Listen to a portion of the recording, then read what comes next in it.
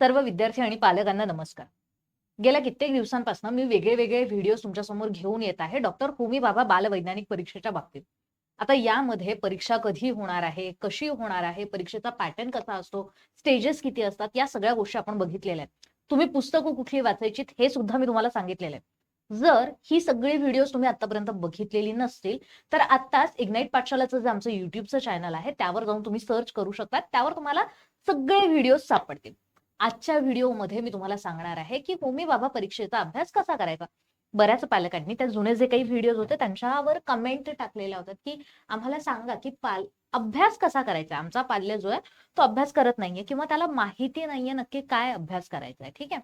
तर सगळ्यात पहिलं काय, सगळ्यात महत्वाचं तुम्हाला किती अभ्यास करायचा आहे. ठीक आहे. त्याच्यानंतर कसला कसला करायचा आणि त्याच्या पुढची जी स्टेप येते ती म्हणजे स्ट्रॅटेजी ठरवायची.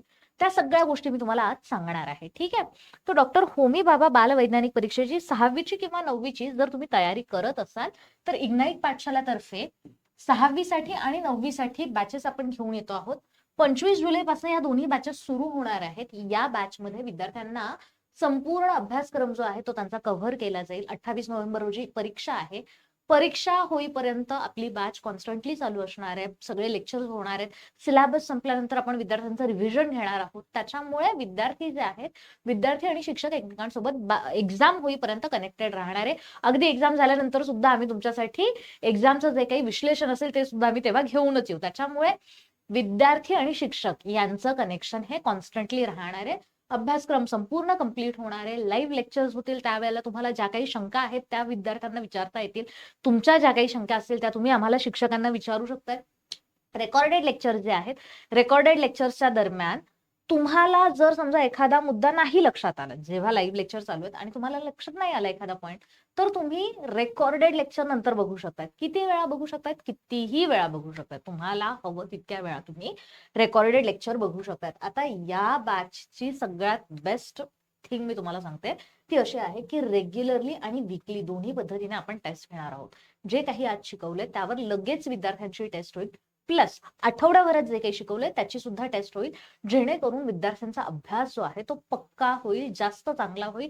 रेग्युलरची जी टेस्ट आहे त्याच्यामधनं विद्यार्थ्यांचं काय होतंय की आज जे शिकवलं त्याचाच लगेच अभ्यास होतोय, आणि वीकली जी टेस्ट आहे त्याच्यामध्ये काय होतंय की जे काही आठवड्याभराचं शिकलेले आहेत विद्यार्थी ते परत वाचतात, परत ते रिव्हाइज करतात आणि त्याच्यावरती परीक्षा देत असतात. त्याच्यामुळे या दोन्ही टेस्ट ज्या आहेत त्या अतिशय महत्वाच्या आहेत.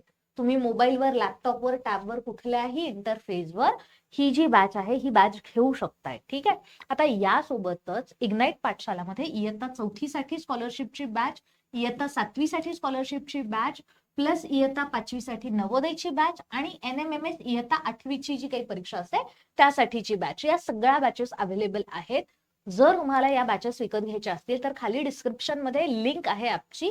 ती लिंकवर जाऊन तुम्ही ऍप डाउनलोड करू शकतात आणि ऍप डाउनलोड केलं की तुम्हाला हवी ती बॅच तुम्हाला विकत घेता येईल. या दरम्यान तुम्हाला काहीही इश्यू आला तर 8983345857 या नंबरवर कॉल करा, म्हणजे तुमचं जे काही इश्यूज असतील ते सॉल्व्ह होतील. किंवा या व्हिडिओच्या खाली तुम्ही कमेंट टाकली तरी सुद्धा आमची टीम तुम्हाला नक्कीच उत्तर देईल. ठीक आहे. तर आपण बघूयात की होमी भाभाचा अभ्यास कसा करायचा. तर सगळ्यात पहिले परीक्षेचे स्वरूप आपण बघितलेले आहे. परीक्षेमध्ये 4 स्टेजेस असतात, बरोबर. मी याच्या आधी सुद्धा तुम्हाला हे सांगितलेलं आहे. पहिली स्टेज जी आहे ती आहे रायटिंग टेस्ट. ठीक आहे. पहिल्या स्टेजमध्ये तुमची लेखी परीक्षा होणार आहे. आता ही लेखी परीक्षा कशी आहे तर ही MCQ पॅटर्न मध्ये, बरोबर, म्हणजे बहुपर्यायी प्रश्न असणार आहे. तुम्हाला प्रश्न दिलेला आहे, त्याच्या खाली 4 ऑप्शन्स दिलेले आहेत. या पद्धतीने तुमची पहिली स्टेज असणार आहे. दुसरी जी स्टेज आहे, दुसऱ्या स्टेजमध्ये विद्यार्थ्यांना प्रॅक्टिकल करून दाखवायचं. तिसऱ्या स्टेजचा जर आपण विचार केला तर तिथे विद्यार्थ्यांना ऍक्शन रिसर्च प्रोजेक्ट सबमिट करायचा आहे. आणि चौथ्या स्टेजमध्ये विद्यार्थ्यांना इंटरव्ह्यू द्यायचा आहे किंवा वायवा द्यायचे. आता या सगळ्यांचा जर आपण विचार केला तर याच्यामध्ये विद्यार्थ्यांना आजूबाजूचं जे काही जग आहे, त्यांच्या आजूबाजूला जे काही चाललंय, फॉर एक्झाम्पल लाईट चालू आहे तर ही लाईट कशा पद्धतीने काम चालते, किंवा फॅन चालू आहे, फॅन कशा पद्धतीने काम करतोय, ह्या डिजिटल बोर्डवर हा पेन ज्या वेळेला मी चालवतोय तर ते कशा पद्धतीने काम करतोय, या सगळ्या ज्या काही गोष्टी आहेत ना, तुमचं जे निरीक्षण आहे आजूबाजूच्या जगाचं, ह्याची सवय विद्यार्थ्यांना लागणार आहे. ठीक आहे. कारण की अभ्यासाचा जो पॅटर्न आहे ना, एक्झामचा जो पॅटर्न आहे तो याच पद्धतीने काम करतो. ठीक आहे. पुढचं विद्यार्थ्यांची विज्ञानातील संकल्पना आणि तार्किक विचारांवर विद्यार्थ्यांची भर पडते. जास्तीत जास्त संकल्पना विद्यार्थी समजून घेण्याचा प्रयत्न करतात. आपल्या आजूबाजूला घडणारी प्रत्येक गोष्ट सायन्सशी कशा पद्धतीने रिलेटेड आहे, ठीक आहे. आणि त्याच्यानंतर ज्ञानाचा उपयोग विद्यार्थ्यांनी प्रत्यक्ष जीवनामध्ये कशा पद्धतीने केला जातो ते सुद्धा त्यांना लक्षात येतं आणि त्याच्यावरनं त्यांना पुढे भविष्यामध्ये फायदा जो आहे तो फायदा होणार असतो. तो हे झालं या परीक्षेमध्ये काय काय नक्की चेक केलं जातं ते. आता विद्यार्थ्यांना ज्या वेळेला अभ्यास करायचा आहे, मी तुम्हाला सांगितलंय की काय करायचंय. इयत्ता 6वीचे जे विद्यार्थी आहे, इयत्ता 6वीचे जे विद्यार्थी आहेत, त्या इयत्ता 6वीच्या विद्यार्थ्यांनी काय करायचंय, तर सगळ्यात पहिले त्यांनी टेक्स्टबुक जे आहे ते टेक्स्टबुक वाचायचे आहेत. पण टेक्स्टबुक वाचताना पाठांतर करायचं नाहीये, ठीक आहे. मग आता इयत्ता 6वीच्या विद्यार्थ्यांनी कुठले टेक्स्टबुक वाचायचे आहेत, तर फॉर सिक्स स्टँडर्ड काय करणारे विद्यार्थी 3 पुस्तकं तुम्हाला वाचायचे. एक आहे तुमचं 4th, दुसरं आहे तुमचं 5th आणि तिसरं आहे तुमचं 6th. ओके. हे सगळे कुठले आता फक्त आणि फक्त सायन्स, फक्त आणि फक्त विज्ञानाचे जे काही आहेत ना ते तुम्हाला वाचायचे आहेत. ओके. आता इयत्ता 9वीचे जे स्टुडंट आहेत त्यांनी काय वाचायचं आहे, तर त्यांनी सुद्धा अशाच पद्धतीने 3 पुस्तकं वाचायची आहेत. 7th, 8th आणि 9th. पुन्हा एकदा फक्त आणि फक्त सायन्स. ओके. हे एवढंच तुम्हाला वाचायचंय. मग आता हे ज्या वेळेला तुम्ही वाचताय, वाचताना तुम्हाला संकल्पना ज्या आहेत त्या संकल्पना समजून घ्यायच्या आहेत, ठीक आहे. तुम्हाला काय करायचंय, नुसती पोपटपंची करायची नाहीये, नुसतं पाठांतर करायचं नाहीये. नुसत्या पाठांतरावर तुम्हाला प्रश्न विचारले जाणार नाही. तुम्हाला जे काही प्रश्न आहेत ते प्रश्न तार्किक विचारांवर केले जाणार आहेत, ठीक आहे. त्याच्यानंतर प्रत्येक गोष्टीच्या मागे कशा पद्धतीने ती गोष्ट काम करते, म्हणजे जयश्री मॅडम पेन वापरता आहेत, तर पेन मध्ये लाल रंग येतोय, कशा पद्धतीने येतोय, काय येतोय, ठीक आहे. किंवा हा बोर्डवर हा पेन कशा पद्धतीने चालतो, अशा पद्धतीचे तुम्हाला प्रश्न येतील की कारण काय, प्रत्येक गोष्टीच्या मागचं कारण काय. आणि ते कारण तुम्हाला केव्हा लक्षात येणार आहे, ते कारण तुम्हाला ज्या वेळेला तुम्ही संकल्पना समजून घेतात तेव्हाच लक्षात येणार आहे, ठीक आहे.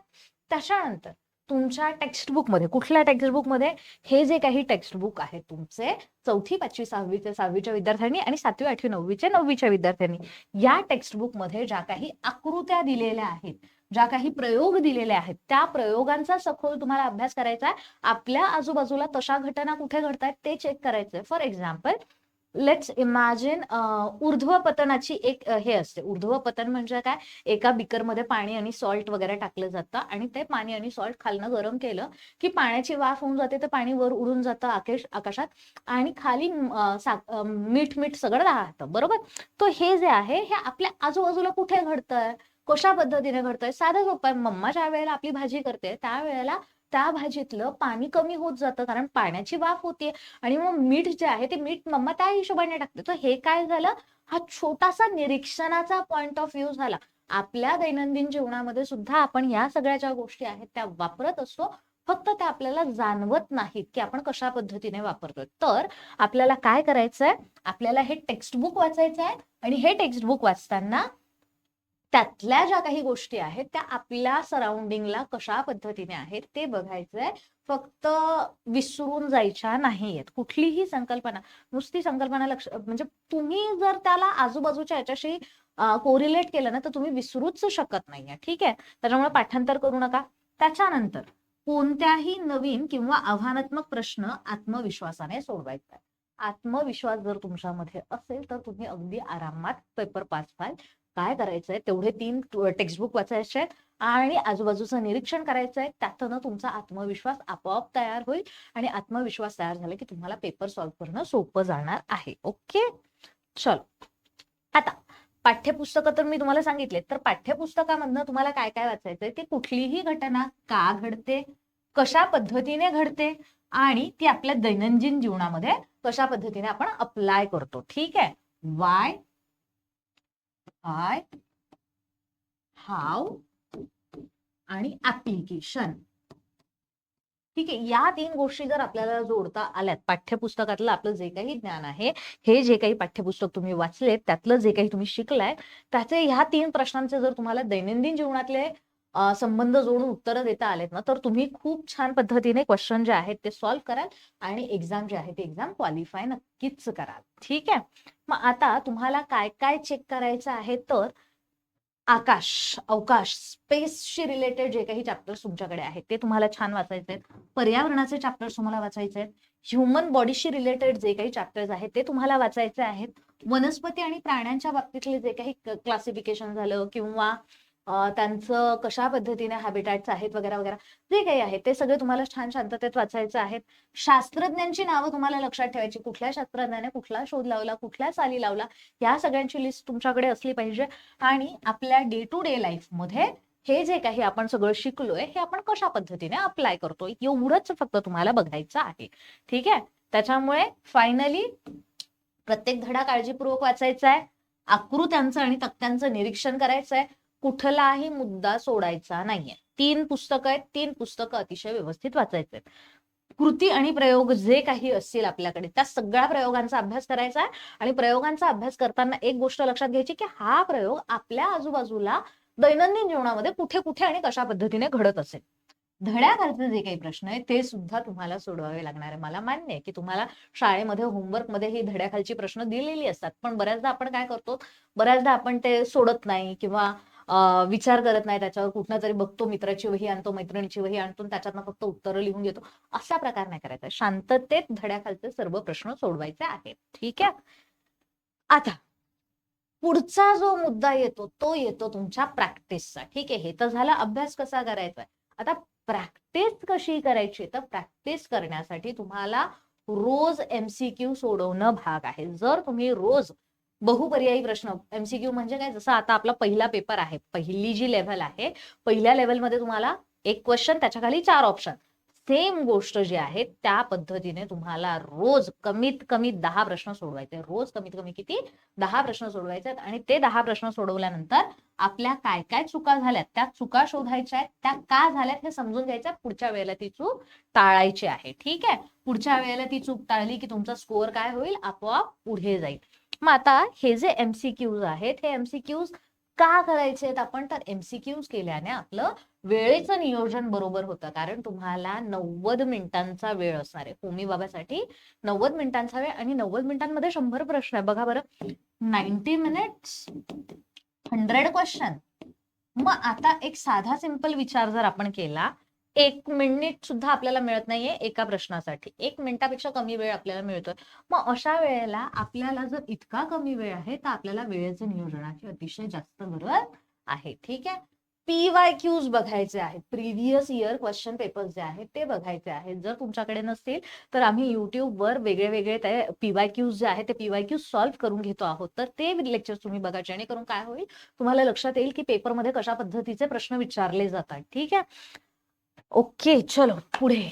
तो अशा पद्धतीने जर समजा तुम्ही जिज्ञासू राहिलात, नियमित अभ्यास केला, दररोज सराव केला आणि स्वतःवर विश्वास केला, तर तुमच्या एक्झाम जे आहे ती 101% क्वालिफाय तुम्ही कराल. आता या एक्झामसाठीच मी तुम्हाला सांगितलंय की ऑलरेडी इग्नाइट पाठशालामध्ये बॅचेस सुरू आहेत. जर तुम्ही लवकरात लवकर बॅच विकत घेतली तर तुम्हाला फायदा होईल. कारण सध्या फी कमी आहे, फी नंतर वाढणार आहे. वाढलेली फी ज्या वेळेला असेल त्यावेळेला तुम्हाला बॅच महागात जाईल. त्यामुळे लवकर ऍडमिशन घ्या. ठीक आहे. याच्याच सोबत इयत्ता 5वीचे जे विद्यार्थी आहेत, तुमच्या जर आजूबाजूला कोणी असतील तर त्यांच्यासाठी सुद्धा 25 जुलैला बॅच आपण घेऊन येतो आहोत. 25 जुलै रोजी आपली ऑलिम्पियाड परीक्षेची गणिताची बॅच सुद्धा येते आहे. आणि ही जी बॅच आहे फक्त आणि फक्त 5वीच्या विद्यार्थ्यांसाठी आहे. त्याच्यामुळे जर तुमच्या आजूबाजूला कोणी असतील, तुमचे मित्रमंडळी असतील, तर त्यांना देखील हे सांगा. ओके. बाकीच्या सगळ्या बॅचेस, आपल्या सगळ्याच बॅचेस आपल्या 25 जुलैला सुरू होत आहेत. कुठलीही बॅच अशी नाहीये की जी इतर कुठल्या दिवशी सुरू होत असेल.